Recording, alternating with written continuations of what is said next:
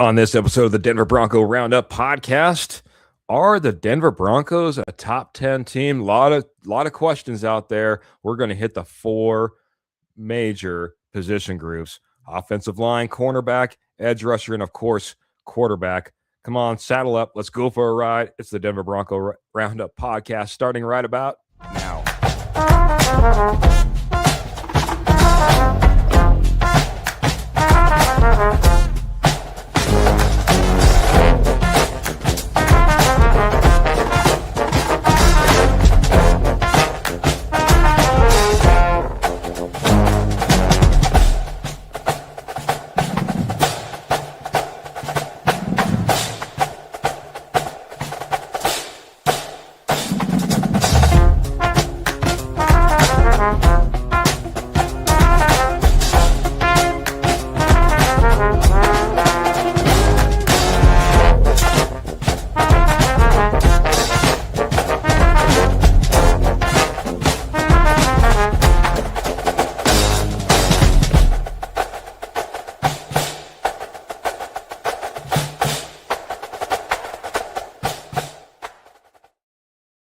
Hey, welcome in, everybody. It's a Denver Bronco Roundup podcast, and well, look at the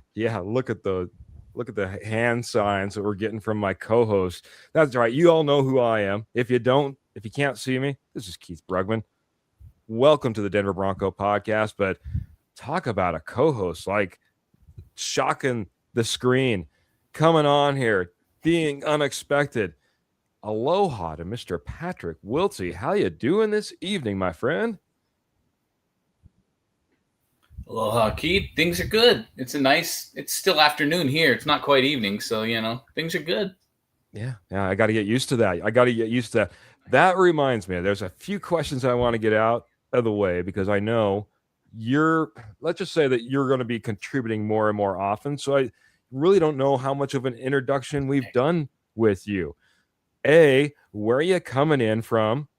Let us know that. And then B, just talk about Broncos fandom, how long, and why. How's that?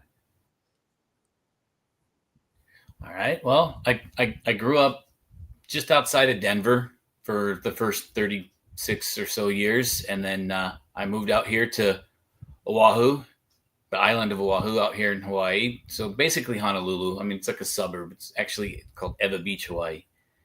But I mean, I've been a Bronco fan since roughly, I don't know, probably the drive was really my largest introduction into being I would watch games, but that was the one my mom turned the TV off and I had to go listen to the little Smurf AM or FM radio, in my ear and listen to the rest of the game. And so that just kind of solidified everything and brought it in. Absolutely. For those of us who have no idea of Hawaii, 5 islands, if that's 5 main islands, is that correct?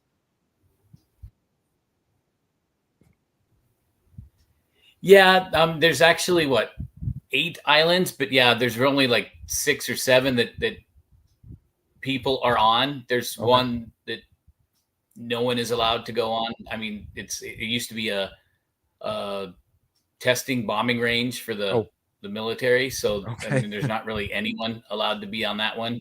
Sure. And then Molokai is pretty kind of drawn in, where there's not a lot of other than native type people out there.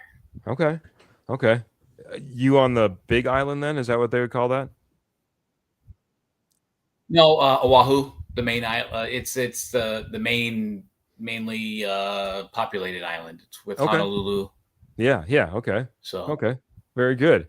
Welcome, Patrick, man. I just figured, man. You're like, it's a whole different world.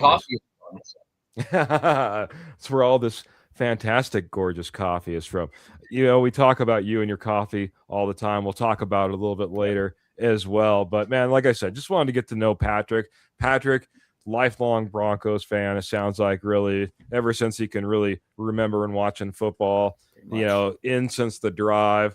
Once was right there, basically on the outskirts of Denver, but now coming in from Hawaii, the beautiful islands of Hawaii, and shipping a fantastic line coffee we'll talk about more of that, about that later. But again, expect a little bit more from Patrick as we're seeing him here tonight. We'll see him more and more. Yeah, look at all the love coming in. Graham's coming in saying, Patrick, good evening, Keith and Patrick. Woo! He's excited, man.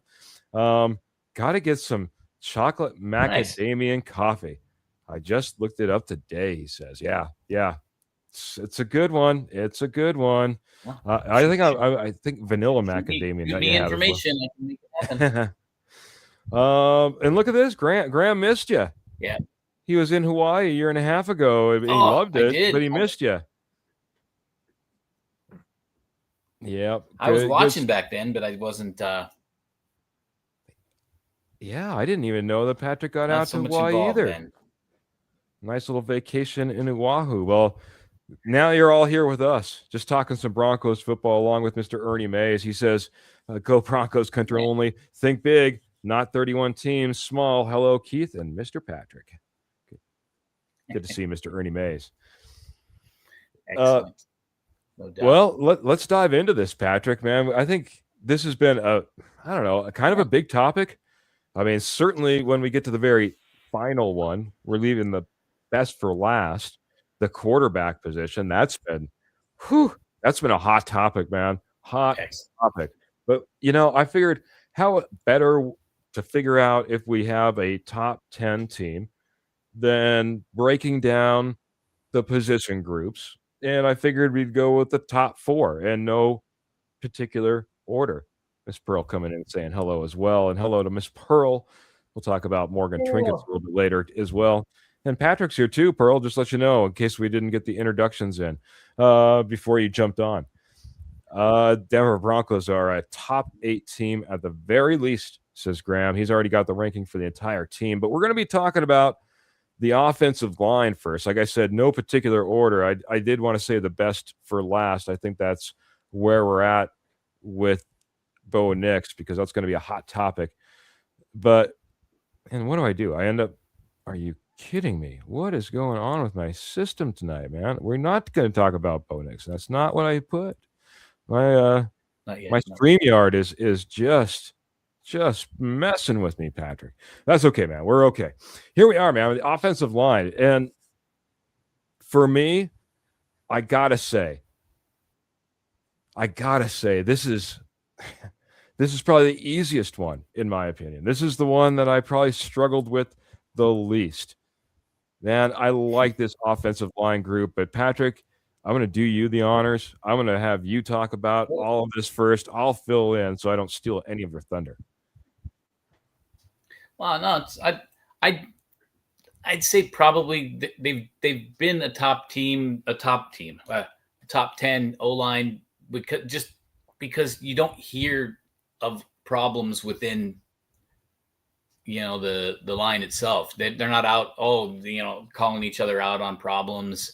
They've quietly, there's not really a superstar. They've quietly just kind of, it seems, gelled, and it's almost always referred to, that I hear, as the O-line, not as the center, not as the right guard. You don't hear too much about that stuff. You hear, the members of the O-line, which kind of reminds me of back, when there was, Zimmerman and whatnot during the Elway years, the silent, where they didn't talk outside the group. And I didn't do interviews. These guys have quietly kind of reminded me of that. Yeah. Right. The interviews. Yeah. They did a 0 interview situation. Nobody on that offensive line ever got interviewed and during that time. You're absolutely right, man. The quiet, for a long time, behind the scenes, type of team. I can see the resemblance. These guys have quietly just kind of, I would assume gelled, because you don't see a lot of problems when you see the hole open here. You got somebody kind of shifting to the right from most times. I mean, you don't see a lot of Bo in trouble. You hear Bo in trouble, but you don't really see a lot of it. So, well, not a lot of sacks. That's for dang sure. I know that Bo has put a little out on his own shoulders, but at the same time, hey, do you know how many sacks has his O-line really given up? And that's one statistic they can really hang their hat on. You're right, man. Anything else on this, man? Definitely, they do seem to have his back. For me, I'll say I'm this. pretty good for that. I mean, like I said, I don't know. Go ahead. No, I was just saying that, for me, I don't know. It's hard for a number. I can't say like best or third or fifth. For me, I just from my eyes, definitely top 10, because I think there's a couple of other factors, like, we'll talk about later on, that definitely help the O-line out. The quarterback isn't putting them in situations where they're forced to, show a weakness or, problem. Yeah. No, it is. It's the reason, these, I talked about this being the top 4 position groups, right? There's a reason that we have only 2 offensive position groups, and they're offensive line and quarterback. If you don't have an offensive line and a quarterback in the NFL, how far do you expect to go? We've seen great quarterbacks with no offensive line. Look at Joe Burrow. Just not being able to play games and getting the tar beat out of him back there. And, one of the best in the league, maybe, if he could ever stay upright till the end of the season, have an offensive line in front of him, So you can't, and if you don't, we all know if you don't have a quarterback, you're in deep doo-doo. Deep doo-doo. What I like about this offensive line, Patrick, how many starters are coming back? Oh, every single one of them? Oh, yeah. How many teams can say every single starter is coming back? We're sitting there arguing in this offseason about the depth of this offensive line and who's going to play backup tackle. And, is Matt Parrott still, a valuable piece as a second, third string? Because our offensive line is set.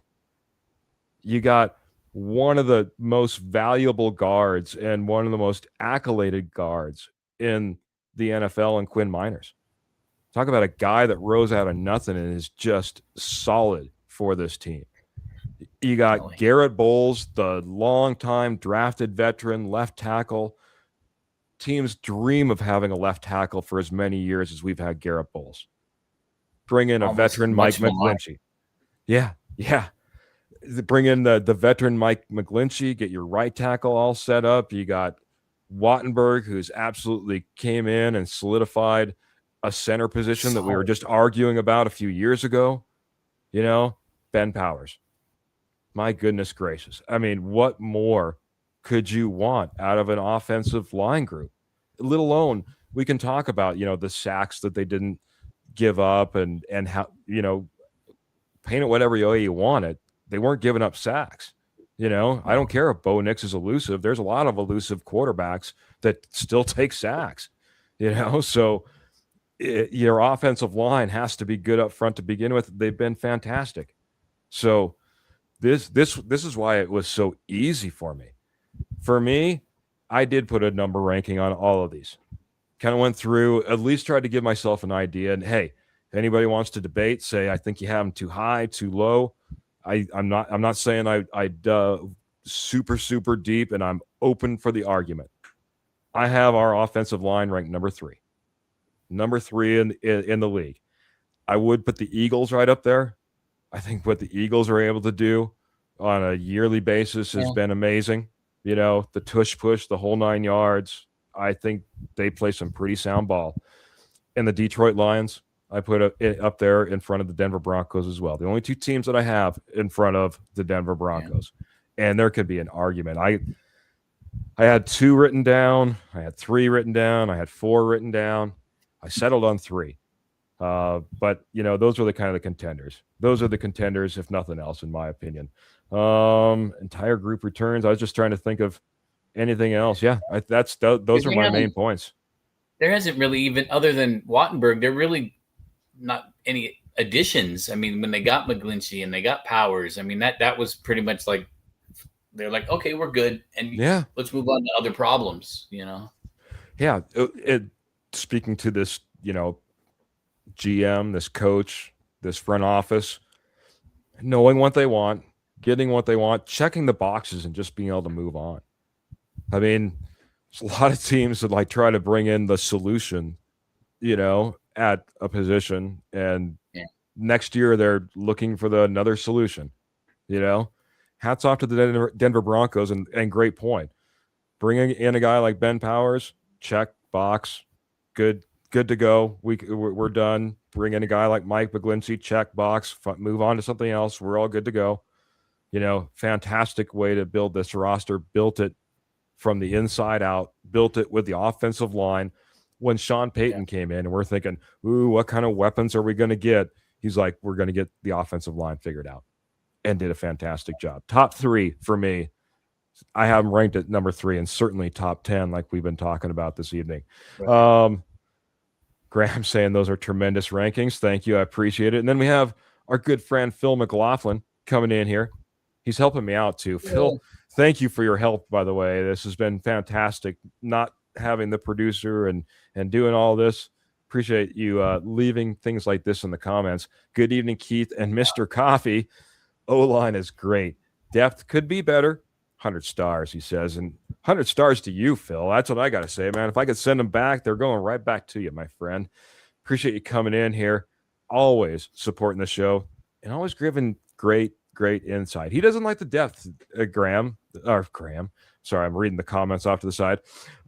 Patrick, he doesn't like the depth, man. Are you okay with the depth? Is that someplace that you would like to see some improvement? I mean, I would like to like in when everybody says in the perfect world, no injuries. I mean, yeah, definitely. I think we could use, but if they're playing the way they need to be playing and they're not injured, you don't see the depth. I mean, it's not something they've been pretty fortunate at not having to dive into that very often for the last couple of years. I mean, that is true. Like you said, they got they drafted the good guys. They brought in the free agents. They've made it solid. I think we're okay on depth O-line wise, but I mean, yeah, it would be kind of nice to. I'm definitely going to watch this preseason a little bit more often to kind of see some of how the depth plays against the same level, because you're not seeing starters that often in the preseason. So yeah, Pearl brings up a great comment and a great, I don't know, I guess, thought process that we need to kind of bring into this, because I did struggle with this when it came to all of this. Top 3 are getting older. Time to think of replacements. Been a long time since we've drafted a left tackle, as that's been well written about and put across the papers over time. And she's absolutely right. Our top 3 are getting older, and we will have to start worrying about maybe the depth or the replacement for those starters sooner rather than later. For me, I'm really trying to focus on 2026, and it became really tough when we get to the end of this show, Patrick, and I get to talk about the quarterback, about not trying to project a little bit too with a quarterback. I think that's always the case when you have a younger quarterback. But for me, I'm really looking at 2026. But Pearl's right. If I was looking at this group and saying, what's the 5-year projection? Oh, well, we've got some troubles in a 5-year projection. We'll see replacements for sure. You know what I mean? Like, almost all these guys could be replaced in 5 years for that matter. But even when you start shortening that, is it 4 years? Is it 3 years? Is it 2 years? Is our next year, could we see some replacements after this season? It's all potentially on the table. So you're absolutely right. They're getting older, and we'll have to start thinking about replacements. But for 2026, that's kind of where I put my ranking. That's why I have them at number 3. I could see that. But why think of replacements till we play it down and play till we. Yeah, I think that he's saying we haven't even played it down. Why are we thinking about backups? And that's one thing that I will say. I know that we had a little bit of a discussion a little bit beforehand, Patrick, when it came to quarterback. I'm a lot more high on, like, if you have to be relying on your backup quarterback, I think that everybody's in trouble. You know what I mean? I can't say most teams are going to be happy with having to go to their replacement. So I truly ranked it more on the Bo Nix side of things. Getting ahead of myself though, man. I told you I put this in an order for a reason, Patrick. Oh, just kidding. I'm chaos. All right. I ruined everything. I ruined it all. You're good, my friend. Jody says, plus Frank Crum, Alex Palczewski, Cage Casey. There is your replacements. Yeah. Hopefully they see as much in those individuals as maybe we saw in Quinn Miners. I'll say, if we have the same output, then yes, absolutely. But yet to be seen on a lot of those names. Certainly Cage Casey for sure. So a lot to be seen. We'll find out. We're fixing to find out. Pearl, thanks for the appreciation. 100%, she says, Keith, as far as those replacements. But now we get into a whole different room, man. We're flipping over to the defense, Patrick. We're talking about, that one of the most important, position groups on the entire field, in my opinion, and that's the cornerback group. And I know that I talked about offensive line being pretty easy. This probably came in a quick second, though, if that happened to be the case. But let's talk about the cornerbacks. Patrick, once again, I'll let you take the honors and run with it, and I'll fill in, my friend.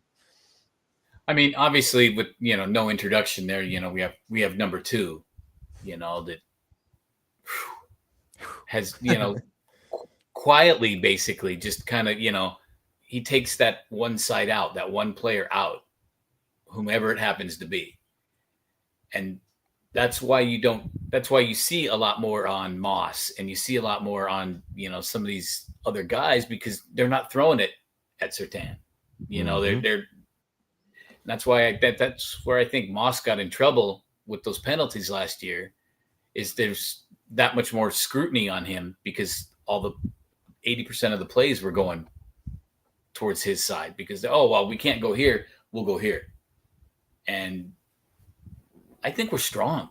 Honestly, I would say, I mean, it would be nice. I don't know of anyone that has 2 lockdown corners, but I mean, it's because they're very difficult to come by. But yeah. I mean, I can see where I would put us, like you did, number 3 for O-line. I would say we're easily top 5 in the cornerback room, even with replacements or people that haven't seen a lot of time. I mean, there's a reason they haven't seen a lot of time. Our guys are healthy, they're strong, they're in there between Moss and Surtain for the most part. I know they rotate in a little bit more on the other side with Moss and the name is Jaquan McMillan. And thank you. I probably don't say it right. I always said Jaquan. I think you're right. I think it's Jaquan McMillan. Yeah. I'm not sure. I trust me, my tongue gets tied around a lot of things trying to learn the Hawaiian words out here and things. It's not been easy. So I mean, but I mean, honestly, I'd put us. I'd say easily second, or maybe a third. Boy, is where I can actually put a number on that one, just from. They don't get a lot of camera time because there's nothing to talk about. We've locked it down. We've got it solid. So. Right. Locked it down. Absolutely, man. Man, it's funny. Me and you are going to be maybe lockstep on this, man. And we'll see how much more I add. Before, go ahead, man. For now. for now, we'll see how this all plays out through the rest of the episode. We got a couple more position groups to go, but for now, that's where we're at. The posse have already come in, man. The comments have been coming in strong. We got Phil coming in. He's dropping 100 stars. We have the posse, and then we call ourselves the Horsemen. And I gotta give you a little bit of love here, man, because you got a couple of horsemen coming in. Hello, Keith, and big aloha to Mr. Coffee, the one and only Mr. Patrick Wiltsey, coming in from Mr. Kenny Kirkpatrick over on Facebook, Horseman himself. And then we have another. And then you I keep talking over the top of you, man. Sorry, man. No, you're good. I keep shouting my mouth off. Don't worry about it. We'll get our timing figured out. It's all good. Of course, we already seen Jody a little bit earlier. He was another horseman. Man, we have a lot of horsemen. I forget how many guys we have riding these days. Hello, boys. Welcome, Patrick, and great to see you on, I guess, the Denver Bronco Roundup. He just kind of like left it there. See you on. See you on. It's good to see you on the podcast. Yeah, absolutely, man. It's good to see Patrick. Patrick's coming in here. He's got some great taste. He's coming in here with a cornerback take, saying second, maybe third. And you're absolutely right, Patrick. In my opinion, it all starts with PS2, first and foremost, just like the jersey I'm wearing this evening. But that Nice. being said, PS2, man, he is that guy. I have a hard time not ranking him the very best.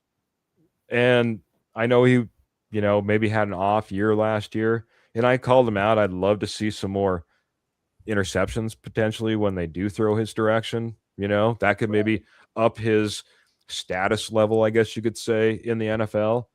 But you're absolutely right, man. They just don't throw his way. He's got it locked down. They have to find other ways, other solutions in order to try to move the ball through the air, because it usually is not going to happen versus PS2. The ascendance of Riley Moss. I think if we all rewind in our minds to just a couple of years ago, we didn't have Riley Moss being the guy that he is. I mean, I know a lot of people are like, oh, he's a little handsy, but he cleaned that up. The flags that he was getting were suspect at times. And for me, Riley Moss is trying to play opposite of a guy like PS2 where you are getting picked on, talking about an ascension. All of a sudden, he's one of the best in the league. And I'm going to say it right here. If he ever goes to another team, I think he has the ability to walk in and be CB number one for another team. I could see that. I could see that. I mean, if he went to Kansas City, he went somewhere, where they don't have anybody anymore. Rookies, right? So, yeah, definitely. I could see him doing that. Yeah, you walk into a struggling team, he's automatically cornerback number one. You know what I mean? Make him that, and then start building. If he isn't later down the road, maybe you're in a even better position as that team. You're in the same position we are in right now, having someone like PS2 in front of Riley Moss. Jaquan McMillan, his ascension through training camp last year, how he was able to push Jahdae Barron to the side.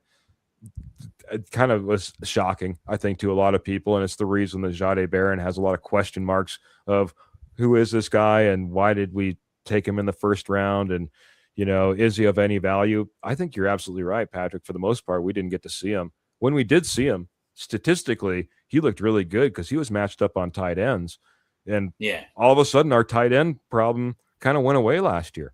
If you didn't realize, we were like, man, we got to figure out a way to cover these guys like Travis Kelce and the like.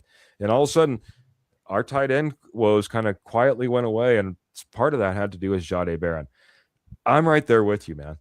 I am, like I said, we're lockstep to this point because I could argue that this is number one. I try, but I didn't want to be a homer. I did end up putting him the second best. The second best. I can have an argument for third. I'll just say that. You know what I mean? Like I said, I didn't go super deep. It's not like I was specking out every cornerback's stats in the NFL, trying to do projections, I didn't go all that. Some of this is just going to be eye test as well. Some of it's going to be the reputation that they've already built themselves on. And PS2, I think, has one of the best reputations in the league, just as an example in this group.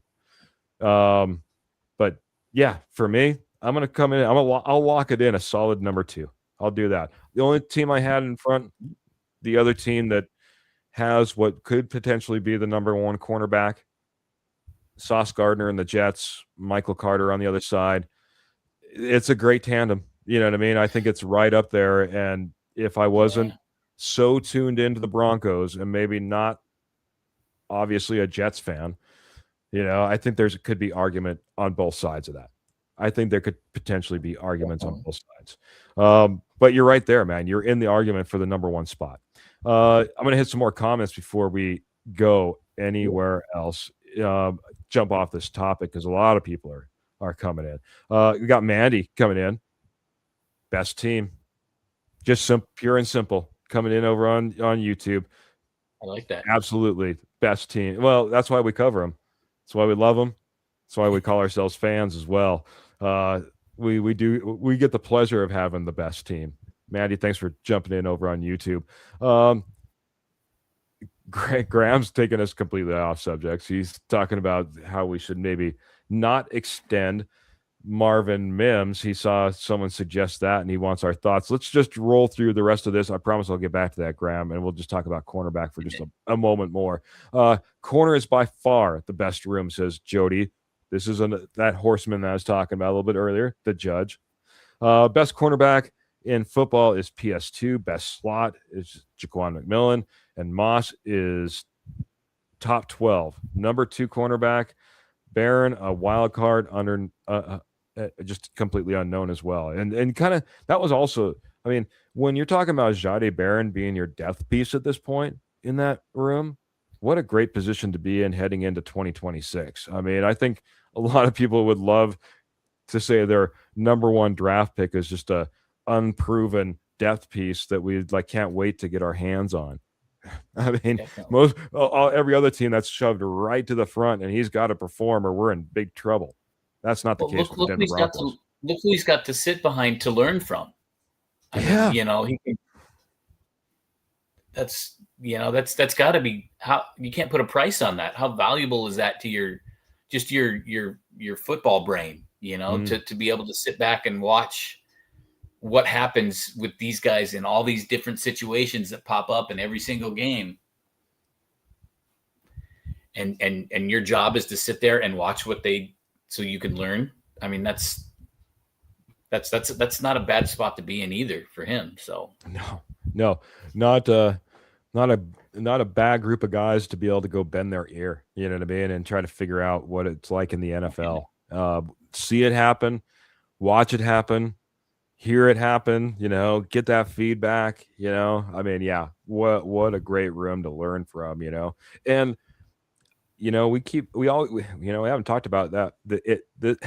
We haven't talked about it that much this season, but the culture and the type of guys that Sean Payton brings in. And I think PS2 is an example of that. I mean, could you have a less drama queen like cornerback ever? I mean, especially as a top performer, guy is just an absolute gentleman. Seems like one of the best guys in the world. I'd love the opportunity to meet PS2. I think it would just be a fantastic meeting to have. Sit down and have a cup of coffee with them and BS. Shoot the S, as people used to call it, right? Yeah, there you go. You got it. Let's see what else we got.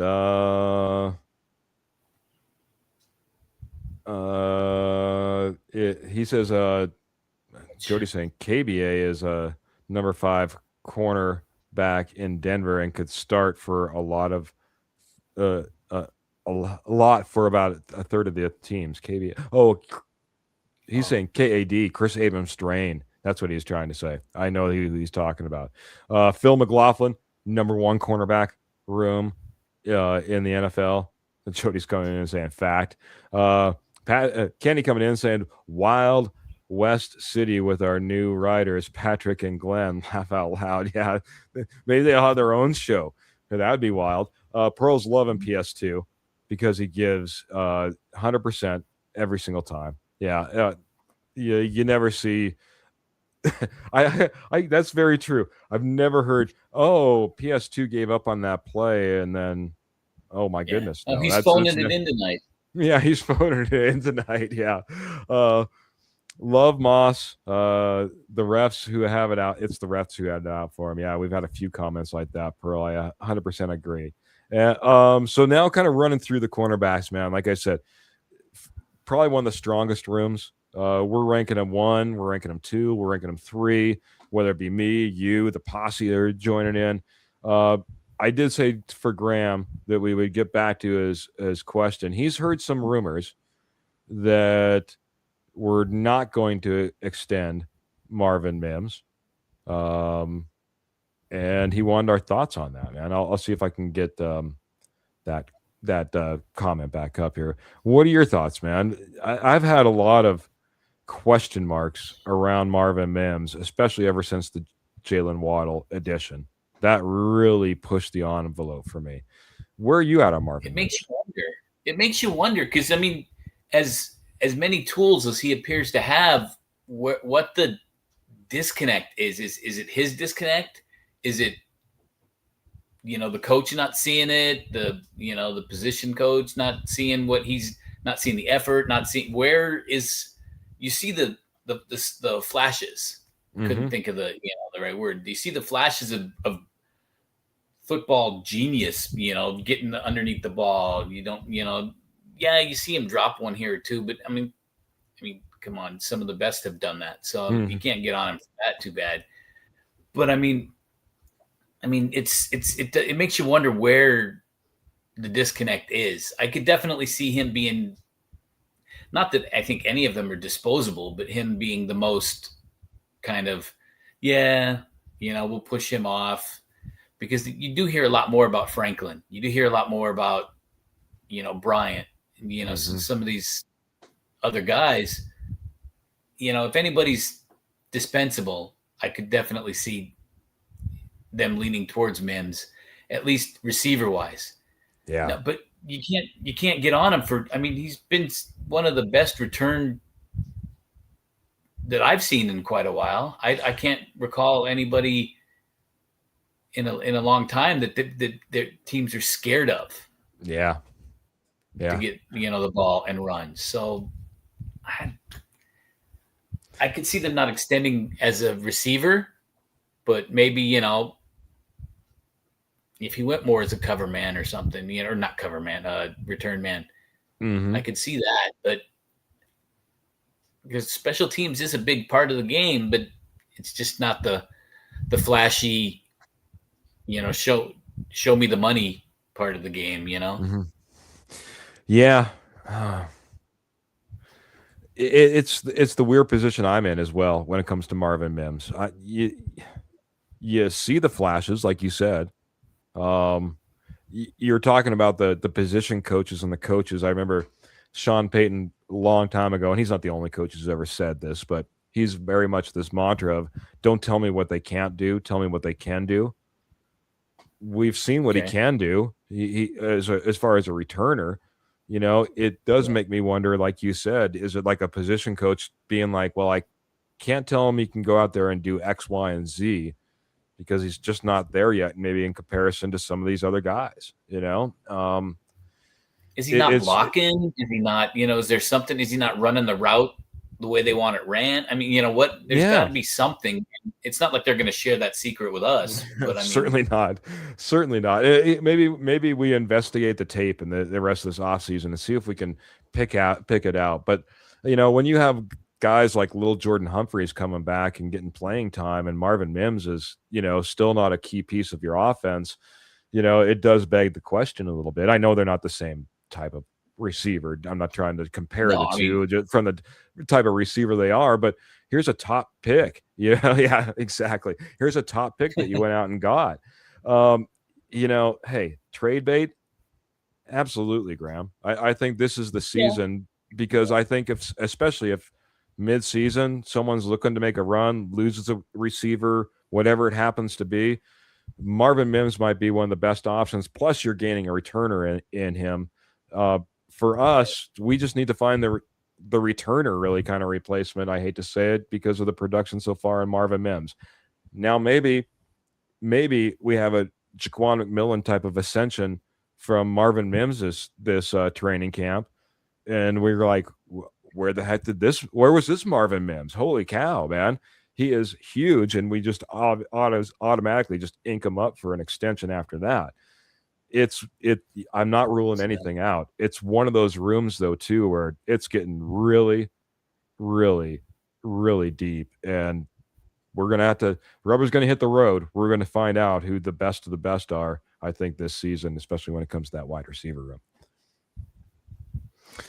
Graham. All right, Graham. Gosh, why did I keep Graham? It was the last comment. Good thoughts. I'll just go into what I'm reading off there to the side because I keep saying Graham whenever I look at you at the same time, Patrick.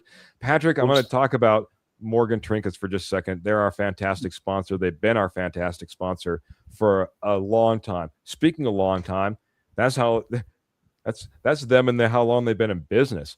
For over 35 years, Morgan Trinkets has been your headquarters for Southwest Jewelry, Southwest Pottery, Estate Gold at wholesale prices, and she also has, last I heard, a little bit of silver. Get it while you can. Where can you get it? Well, I got one big date for you guys all in June. Well, a few dates. June 5th through the 7th. You can check out Morgan Trinkets. There's the dog show at the Boulder Fairgrounds in Longmont, Colorado. What better way than just to go out there, take in a dog show, say hello to Morgan Trinkets, say hello to Pearl, and maybe check out what she has to offer. I bet she'll even cut you a great deal if you tell her you heard about her on the Denver Bronco Roundup podcast as well. Hey, I'm telling you, they haven't been in business for over 35 years. If they don't know what they're doing, check out Morgan Trinkets. Again, Southwest Jewelry, Southwest Pottery, Estate Gold at wholesale prices, maybe even a little bit of silver. They're going to be at the dog show, Boulder Fairgrounds, June 5th through the 7th, Longmont, Colorado. And with that, man, we got to pick up the pace. I didn't realize the time. We got like 20 minutes if we're going to be basically on time here, Mr. Patrick. We got two big topics to go. We've got taken care of the O-line group. We talked about the cornerback room. I've had them both in the top 5. Let me see if how about that? See how it's playing with me? See how it's playing with me? Those are not edge rushers, right? I don't know why my StreamYard, I was ready for it. It's like, this is not going to work. I know it's not going to work, but that works. That works. Familiar. That's a little bit better. Those are some edge rushers I'm familiar with. For those who are playing along over in the audio side only, this is one that I kind of struggled with a little bit, man. I'll be honest. But when our edge rushers really consist of Nick Benito, Jonathan Cooper, and then, obviously we'll have a rotation of guys behind that as well. Got to get your thoughts, Patrick. Where are you at on this pass rush group? Where do you have them, man? Top 10, 11 through 16, 17 through 22? Is this a group that's outside the top 22, Angry Face? I don't think they're quite. I don't think they're top 5. I do think there are better and stronger, if you want to say duos, for edge rushing. But I mean, they're definitely the lowest I would put them is 10, because I mean they're solid, and especially what the sack year they had last year. I mean, 62. Mm-hmm. I think you're right. Yeah. I know 31 other teams that would have liked to have had 62 sacks, credited to their defense. So I would say top 10, but that's about as far as I would go, just because Benito isn't that guy shoving people out of the way. If he's got that first step on him, he's there and he's good, solid. Mm-hmm. You're not going to beat him if it's that first step. The problem is when he doesn't have that first step, at least for my eye test, it seems he's not the one pressuring him, forcing the play to the left instead, or, the other direction, because he's at the line pushing like players we've had in the past. I mean, Cooper seems, that's Cooper, right? 0? Yep. Yeah. Cooper seems a little more that direction, kind of pushing people, and I still love his story the best out of any of them. That, what was he? 6th round, 7th round. I mean, he was a very late round pick, and he's come on much stronger than that. I mean, so I could see this one giving you some fits with trying to place where they're at too, because I would say 10. It would be 9 or 10. I could see, and I'd be hard pressed to put exact teams' names, in front of them, but just from what I saw. I mean, they came on last year though. So boy, did they. Like you said, especially when you're talking about the sack totals, when we were on like a record pace. We were ready to set the record. These guys were just seemed like as a group they were going off, and that's kind of where I had to get back to because you kind of alluded to it too. I don't think we have like truly Miles Garrett elite, right? Oh, That's yeah. How many we are don't. there, right? There's really only one Miles, but yeah. Yeah, but like a TJ Watt, you know what I mean? Oh yeah. Oh I yeah. don't think we have a TJ Watt, you know what I mean? Or a Nick Bosa at his very best, or you know what I mean? It's like there are guys that on teams that absolutely just take over. I don't know why I'm forgetting about his name, probably because he got injured there with the Lions, but I mean, um, anyway, I Yeah. digress. There's I can just see him. Yeah. there's just not Hawkinson, TJ Hawkinson. No, that's tight end. Hutchinson. Yeah. There you go. Hey. That sounds right. So anyway, yeah, I don't know what. I'm a little low on sleep. I literally was going to come on and be like, guess what? Patrick's going to cover the show, and it's the first time we really podcasted together because Lord knows if I'll be able to make it.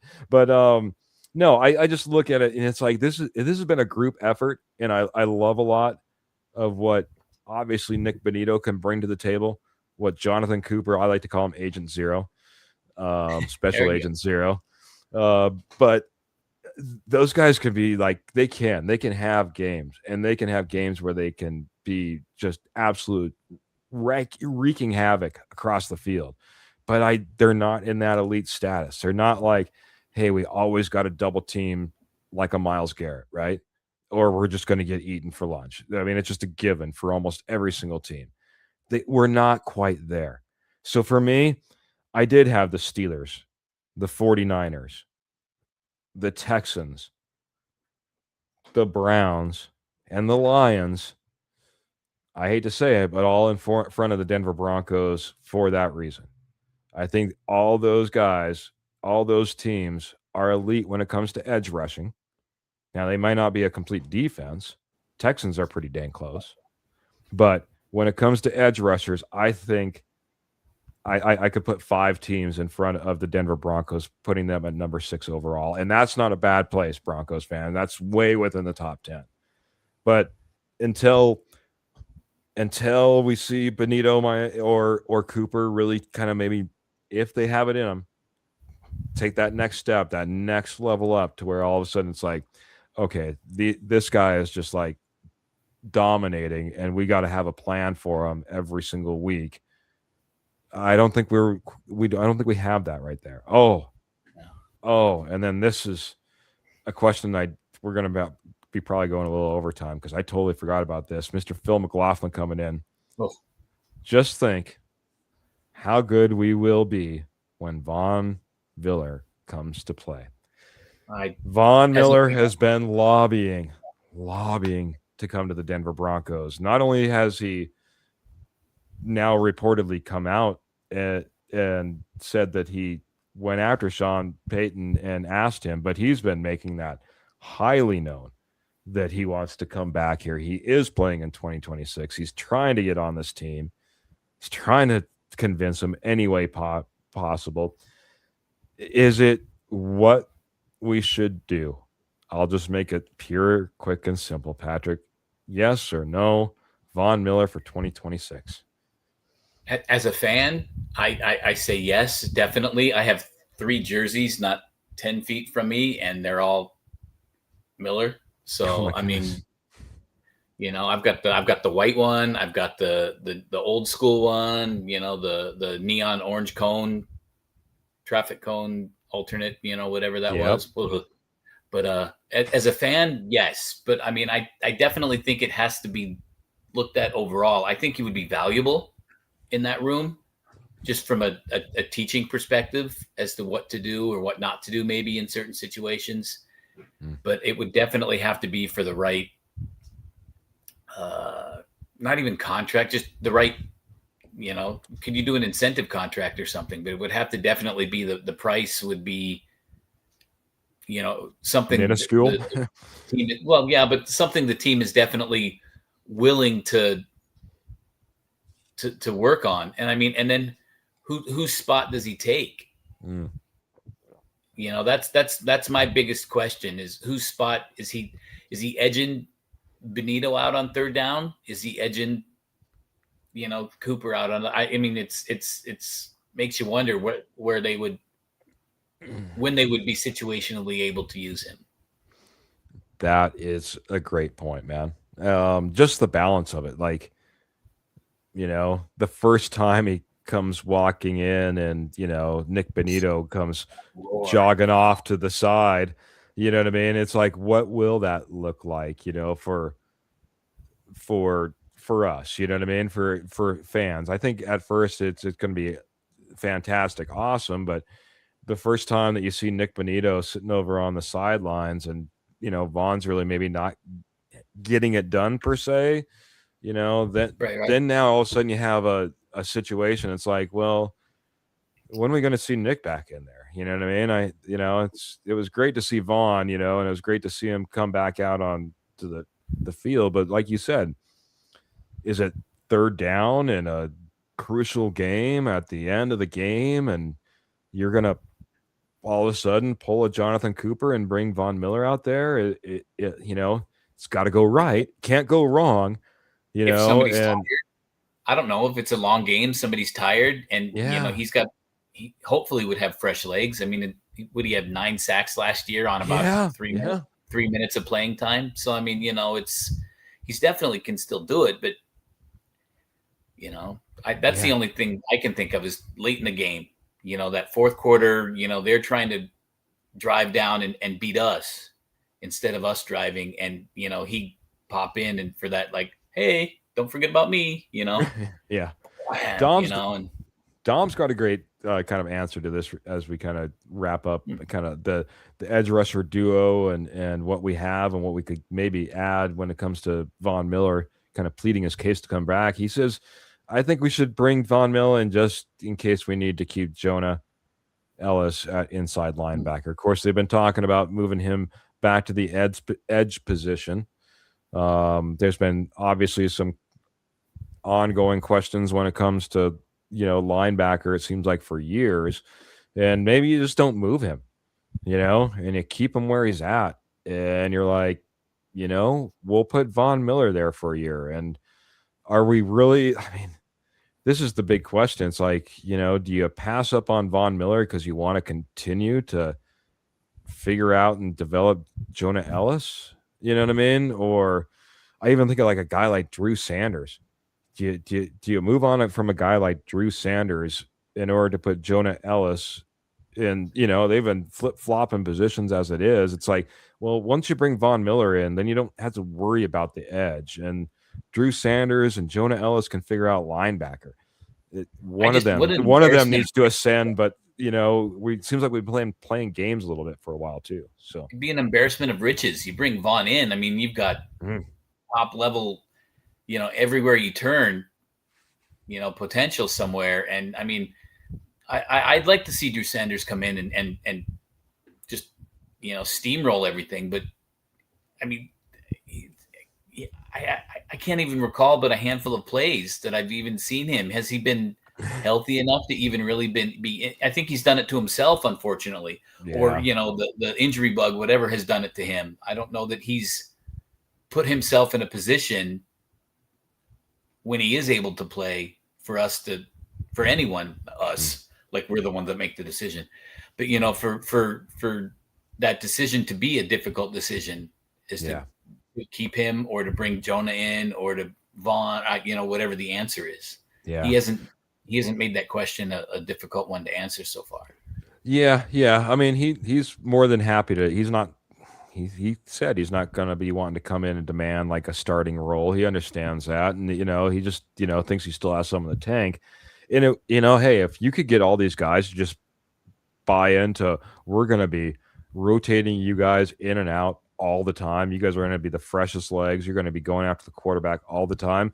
Maybe that would be a fantastic opportunity for the Broncos to have a phenomenal front and edge position on most of their teams. Kenny's just saying edge is tough. There are teams that have really good depth there. He's got an 8 to 10 range on the Denver Broncos. And so that brings us to, and how much you want to bet this does not work out right? Let's see if I can. I think I got this figured out. Ho, ho, ho, ho. Look at me. Like a master by the end of the podcast. We tried to save the best for last, everybody. It's the topic everybody's been talking about. And I got it right up there on the screen for those of you who aren't watching, just listening. Where does Bo Nix rank entering into 2026? I dropped this, by the way, on Facebook, and everyone who voted by emoji and chimed in by comment, thank you, man. Big post over there for us on Facebook. But this one is the juicy one. The juicy one, Patrick. And we saved it for the very last. We'll go overtime because I'm not going to limit this to 3 minutes. So take it away, my friend. Bo Nix, where does he rank, in your opinion, heading into 2026? I would say top 5. Because, I mean, there are, like we said earlier, or I said earlier, you know, perfect world. I mean, Joe Burrow healthy, I don't think you're beating him. You know, you got I mean, even Jalen Hurts with Philly behind that O-line. I mean, you know, you've got so many big names that have been doing it for a long time. Now, I think that's where I got him, that he does have fresher legs. He does have, you know, a little bit more of the let's go, the drive, the fire. It hasn't been knocked out of him yet. So, I mean, I would definitely say, just statistically alone, I mean, top 5, easy. But I think that it's that drive. For me, it's that drive, that fire you see in his eyes when you hear him talk about things. And that willingness just to, I mean, you could see it in his eyes when he said he was hurt and couldn't play in the championship game last year, that, you know, against, you could just see it. I mean, what was the old saying? Somebody kicked your dog. I mean, you know, he just had that look in his eyes that just like he would rather be anywhere else saying anything else than what he had to do that day. Yeah. And that's where I mean, honestly, I'd put him, I'd say top 5 just for just that sheer heart and sheer just drive and potential. I don't think he's Elway level, but we don't need, you're never going to get Elway level. And that's why it's John Elway. There's one, you know, there's only one Joe Montana. There's only one, you know, Joe Namath, whoever, you know, you want to go at, to get old school with it. But I mean, you know, I honestly, to me, it's all just the way he carries himself and like I said, the drive and the heart he seems to have. I agree. It's good to have that fire, man. I mean, we could all go the opposite side of things, you know, and you know, Kyler Murray is getting a second chance in the NFL right now up in Minnesota, but there was a lot of people that obviously questioned his fire, his passion, his drive to be out there and leading his team to a Super Bowl as a top pick. And here comes Bo Nix, man, our guy. And when you talk about drive and passion and willing and want, and like you said, that look in his eye when he has to go out there and say, hey, man, I'm not going to be there for the AFC Championship, man. And I'm sorry about that. You could just tell it was just brutal. You know what else was brutal, man? I got to say this right now. Michael Ronquillo came in. He says, good evening, Keith and Patrick and Go Broncos, blue and orange hearts, mile high salute. That's not the brutal part. The brutal part is I was sitting there watching off to the side, Michael. I was paying special attention. Your stars popped up and disappeared in about a second as I was watching it off to the side. I wanted to make sure, and I knew that they came in. He came in and he dropped some stars on us, man. We appreciate it, Michael. But I'm telling you, man, I'm like looking right now. It popped up. It disappeared. I can't find it anywhere in my chat. It disappeared just like that. I don't know what the heck's going on, Michael, but I appreciate the love. I appreciate the support. And by the way, man, love to get your thoughts on Bo Nix as well. I know you have an opinion, Michael. I think everybody has an opinion on where they feel the Broncos and Bo Nix are at. By the way, also he came in right off the bat and just letting us know we got our we got our NBA finals all lined out. It's going to be the New York Knicks and the San Antonio Spurs as well. For all of you other lovers of sports, thank you, Michael Ronquillo. For me, like I said, part of this has to be projection when it comes to Bo Nix. But who boy, I hope I don't just get into a load of trouble as I start going through this, man. I really tried to go through this, man. I tried to be like, where do I think these these other quarterbacks have as far as a potential in 2026, taking their team, to a Super Bowl? Have they proved anything in the past? Have they? Do they still have it in the tank? In my opinion, or have the ability to get themselves in that position once again? Try to take a lot into account. These are names I just came up with, man. Josh Allen, Lamar Jackson, Jalen Hurts, who you talked a little bit about earlier, my friend. Joe Burrow. That's a big question mark. We start getting into some question marks here. Got it. Sam Darnold, Super Bowl MVP quarterback for the Seahawks. Jared Goff, what he does with the Lions. And then the big question mark around Patrick Mahomes. I'm sitting there and it seems like I'm even good thing I didn't have a graphic of exactly where I'd come in, because I think I'm wavering right now. I might move them up. Other names that were on my list that I left off and didn't put in contention. Justin Herbert. I think his time is almost up. I mean, how many more years does he have to say, well, this should be the year? I mean, he's had a lot of opportunities. I'm just surprised he hasn't moved on somewhere else.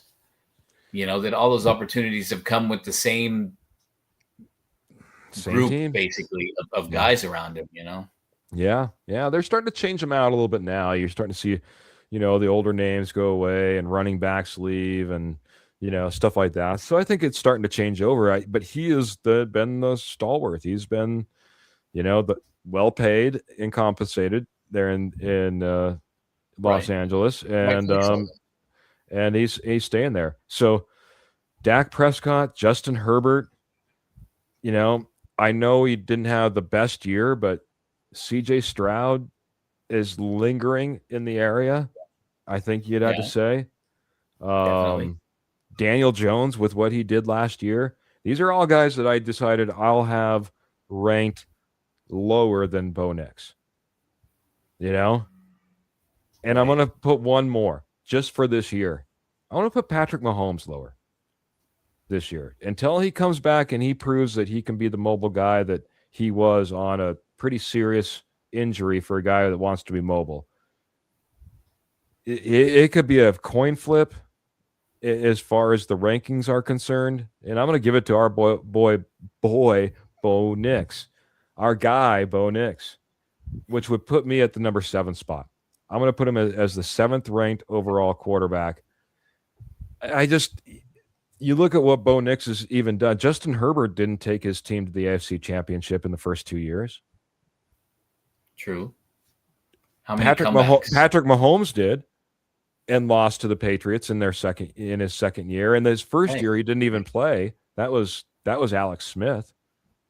So I mean, you look at the projection of Bo Nix already in this offense, learning the offense, understanding Sean Payton's offense, like right off the get. This isn't like we have a bunch of growing pains. We hope that he really gets a grasp of what's going on out there. I have full confidence in Bo Nix being able to understand what Sean Payton's doing. In fact, I think we say it on the sidelines once or twice where he's telling him, I think you're wrong, Sean.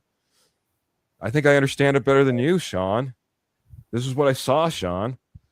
So, I mean, for me, the performance, how many turnovers he has, what he's done in fourth quarter, the amount of comebacks, AFC Championship, I mean, what more could you possibly want out of a guy who's only been in the league for 2 years? Sky's the limit. It's easy to forget that. it is easy to forget. This is only the third season. You know, I mean, it's very easy to forget that.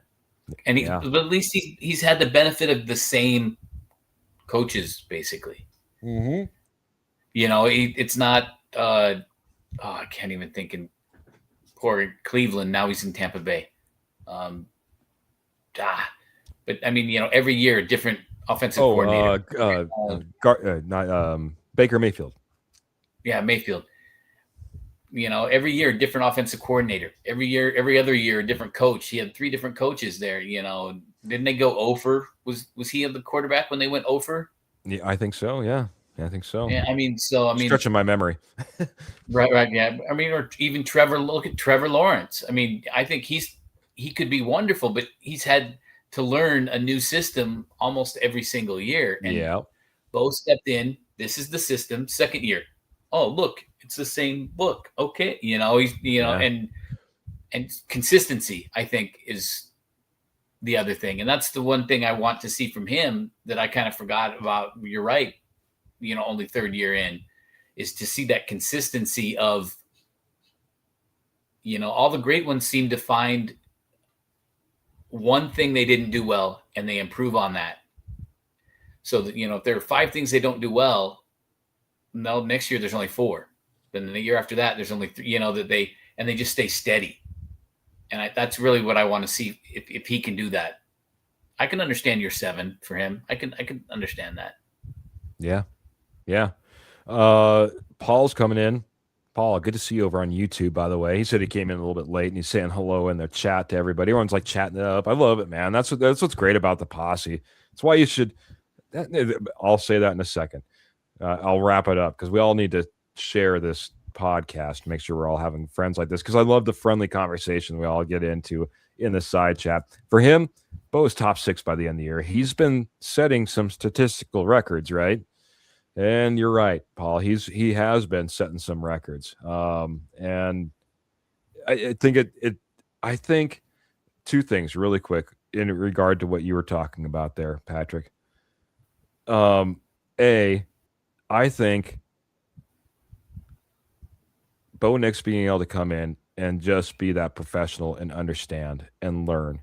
I think that's one of the things that Sean Payton has, kind of praised him for in the past. His ability to come in, learn this offense, understand this offense, process the playbook. He talked about it in his pro day that he had, his workout that they brought him in for, right? How great he was able to process the information in such a short amount of time and come in there. And that was the turning point where he's like, yeah, this is our guy. What are we talking about? Right. His ability to do that has put us in a position where you're like, oh my gosh, you kind of got to remind yourself, this is only going to be his 3rd year because he's taken that on. And also what you were just got done saying, man, I'll say this. If Trevor Lawrence came in and he was that good with the playbook and that locked in with his OC and his head coach, would they get rid of the OC or the head coach? If Bryce Young was so locked in with his OC and his head coach and they were setting statistical records, as Paul was kind of alluding to, would you get rid of those guys? I think a lot of this has to do with the fact that these guys came in, they struggle a little bit. We're waiting for them to kind of pick it up. And they're like, well, we're impatient. We need to get a different offensive coordinator. This isn't working. We need to get a new head coach. This isn't working. But when you see what Bo Nix did with Sean Payton, Davis Webb, the 3 of them together from the get, it seemed like it automatically just gelled, and you knew you had something, and we do have something. That's why I have him ranked so well. I think that, honestly, for a 3rd-year quarterback, to have a number 8 ranking is pretty good, but I also think it's pretty good when a 2nd-year quarterback can take his team to an AFC championship too. Definitely. We're starting to put this together, man. We're starting to put this together. But for me, again, I'll just go through my list. Number 6. I'm already messing up. 3rd best offensive line.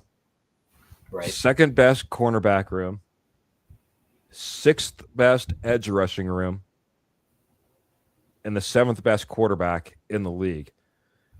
I don't know, man. It's going to have to take some pretty bad rankings on some of these other position groups as we move forward to drag them out of the top 10. This is looking like a top 10 team to me. Easy. And it just kills me when I see these rankings and these people come out that think Bo Nix is a 20th ranked quarterback, bottom third of the league type of quarterback. It just doesn't make sense.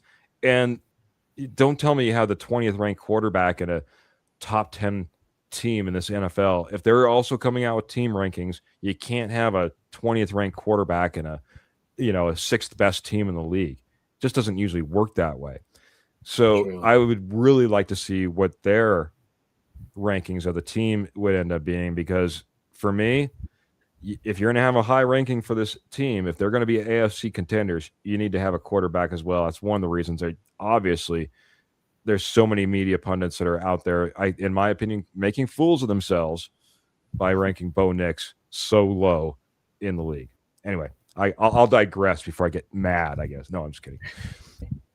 I'll have a low ceiling. A low ceiling is okay, because when he smashes it, inevitably, how much better does he look? How much stronger does the team look? And all validates all our thoughts and feelings on everything when he does exceed those expectations. Look at the positive Patrick coming in here, man, keeping me positive. I thank you, Patrick. I was saying I was going to get mad, and he's like, no, he's like the Zen master over here. He's bringing us back in, So it's like, no, find happiness. I do find happiness. I find happiness in what this team has done. We're 100% on track for I think a fantastic year, everybody.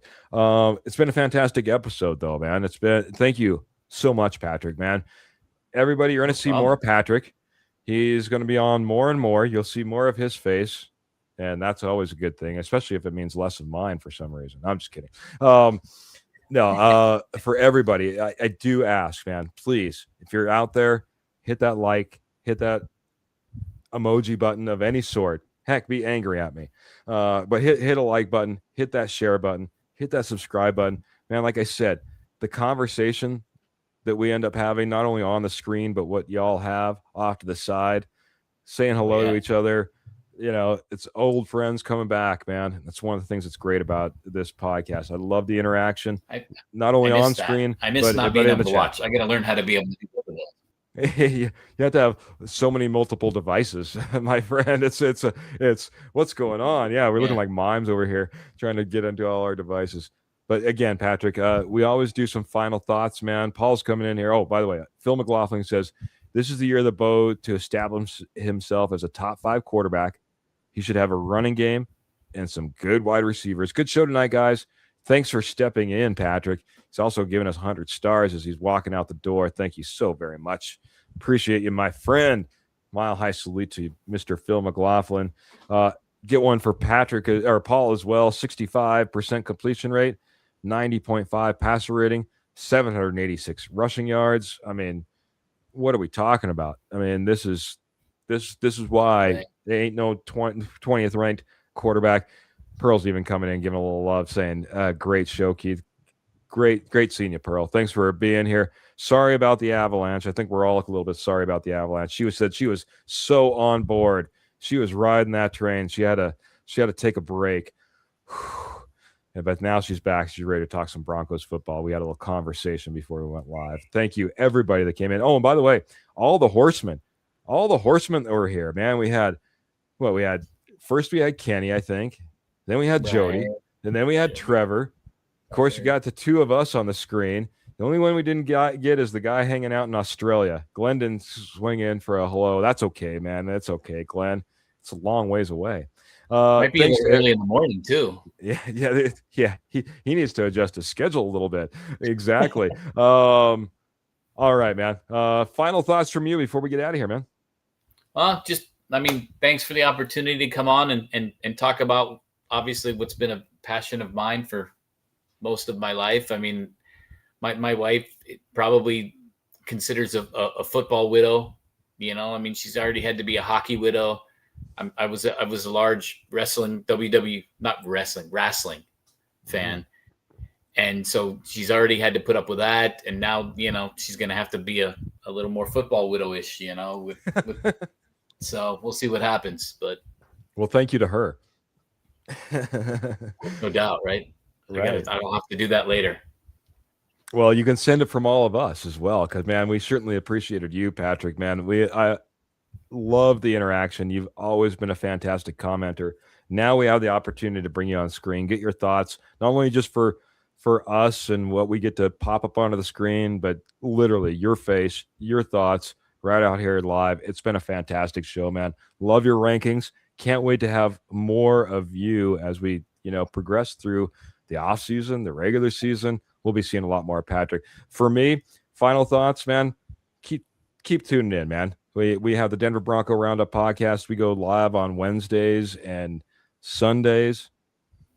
Wednesdays and Saturdays. I'm sorry. I've had so many different, like I said, need more sleep, my friend. More sleep. Wednesdays and Saturdays. We'll be doing the Denver Bronco Roundup podcast. Of course, we have the juice that comes in on Tuesdays as well. And there's a little bit of a scuttlebutt of maybe a fantasy show in the future. So you never know what's happening over on the Rocky Mountain Sports Network, the Denver Bronco Roundup podcast. Make sure you're sharing, and subscribing. We're on Apple Podcast. We're on Spotify. We're on Facebook. We're on YouTube. You can come say hello to me over on X, formerly known as Twitter. I don't know. You can find us everywhere, everybody. But great. I do know one thing. If you've hung around this podcast, we get out of here one way only. You're all right. Got your boots in the stirrups, guns right there in the holsters, and of course, Denver Broncos in your heart. Till next episode, have a fantastic weekend, everybody. Aloha. We're out of here.